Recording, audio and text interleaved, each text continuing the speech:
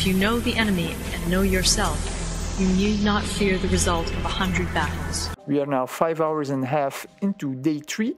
I've just taken Paris. It has given me over $60,000, so I have now $107,000, which is great. I thought I'm gonna buy resources on the market, except that the prices are very high for all resources except oil and rare resources.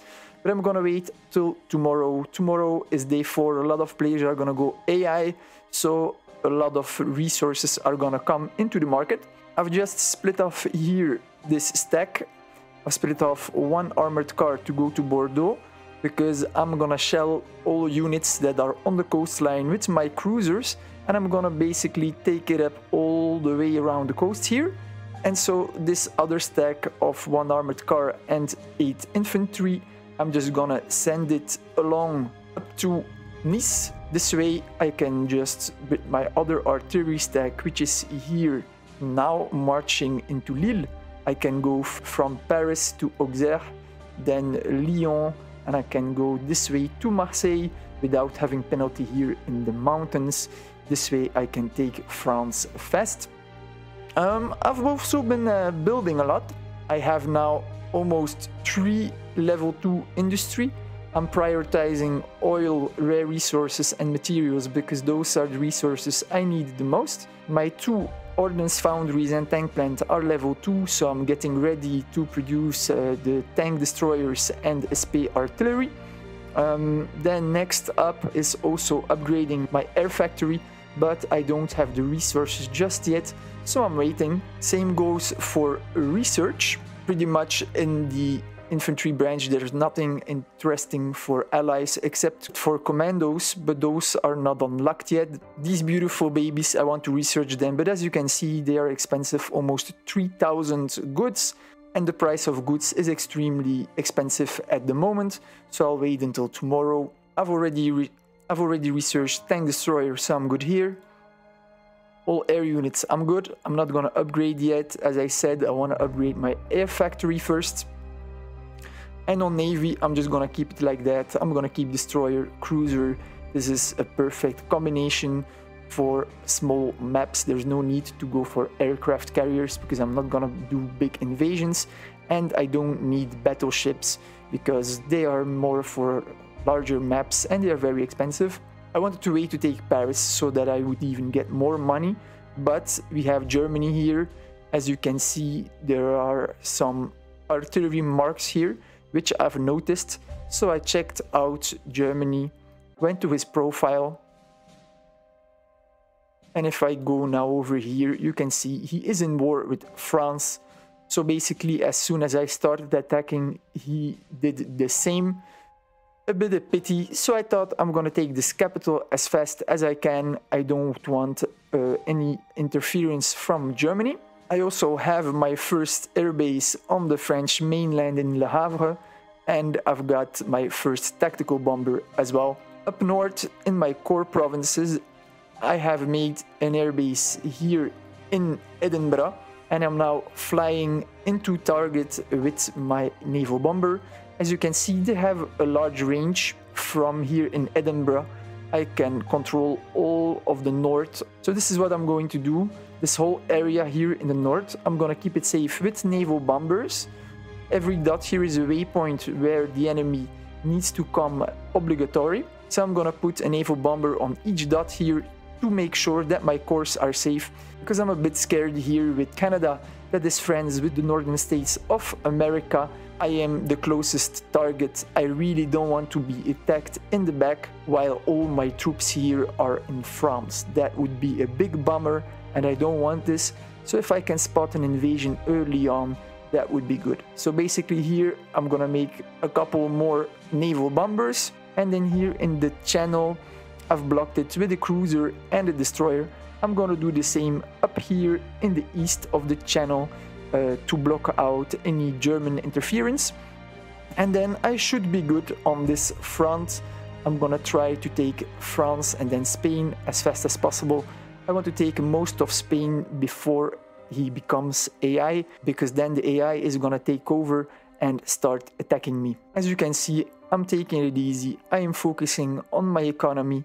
I'm preparing my production building so that I can start producing units fast as soon as my economy is stronger. At this point, I am just paying as much as attention as I can to lose as less units as possible. Another advantage of taking Paris is that I received a 10% overall morale increase, which has given me now in my course 100%. This is great. I produce now in my core provinces resources at 100%. This is what you want, to get at 100% as fast as possible, because you start the game at only 70%. Also, Dublin has now almost 50% morale, which is great. It gives me 905 extra goods a day.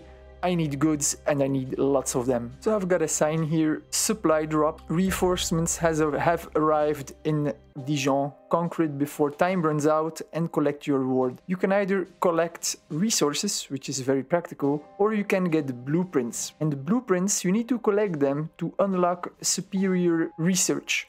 When I go to the research tab and you scroll all the way, these here are all superior research that you can unlock by using blueprints. You can see I have them almost all, except motorized infantry. You can see blueprint requirements, progress 3 out of 4. You can either buy it, but it costs a lot of gold. So I've been very patient. I've been collecting over the years, and now I have almost all my blueprints. The only one I lack is motorized infantry. For all the rest, I've got all my blueprints in ordnance, all of them in tanks, all of them in air, and all of them in navy. Secret branch doesn't have blueprints. So yeah, try to collect them, but don't let the supply drops dictate the rules, because sometimes they're gonna be in the territory of a very strong player with a large army. Sometimes it's better not to take the supply drop, because it could basically ruin your game as well. As you can see, I've taken Dijon, so I've received a supply drop. On top of it, I took Bordeaux,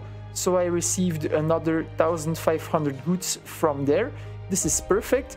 What I can do now is research finally interceptor level 2. I'm gonna research also SP artillery. I'm gonna build an airbase level 2. Perfect. And I'm gonna queue up some tactical bombers. Tactical bombers for allies are their best units, so you should definitely make them.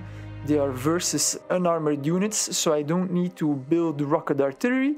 I'm just gonna make a lot of tactical bombers, and to take out any armored units, I will have both my SP artillery and my tank destroyers. Which is so interesting about patrolling planes is that I can move them anywhere on patrol within this red circle. So I don't have to go back to the base, refuel for 30 minutes, and then fly out again. This way I can scout all these dots here at sea very fast to see if any enemy is coming to invade my coast. I do this regularly when I'm playing the game. When offline, I just occupy the dots where units can disembark. Players can disembark here, this dot, and from this dot here. So I try to protect those dots. We are almost at the end of day 3. In 9 minutes, it's gonna be day change. I've set a march yesterday from here in Bayonne. I've set a march all the way to Barcelona. Unfortunately, my armored car was halted here at the border of Pamplona because Lisbon has taken it before me, and as I'm at peace, or was at peace with Portugal, but as I was at peace with Portugal, my armored car halted at the front.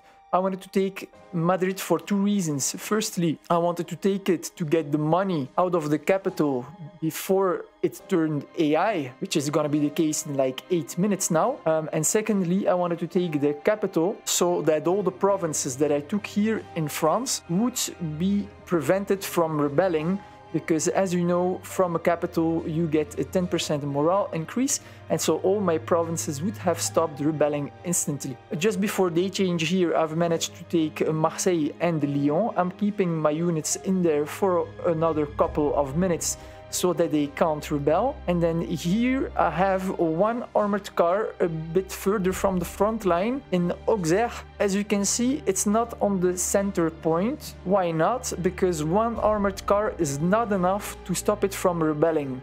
If Auxerre would rebel, my armored car would rebel with it, and it would turn back to France. So my armored car basically would become French, the province as well, and I would have to go back to kill my own unit. So I prefer to put it next to the dot. If Auxerre or any other province here will rebel, I'm just gonna use my armored car to get them back. My armored car is fast, so I can do this without that it bothers me too much. I also have here 5 tactical bombers which have killed the last troops who were at the Luxembourg and the German front. So everything is perfect. I am ready for day change. So see you soon in my next video.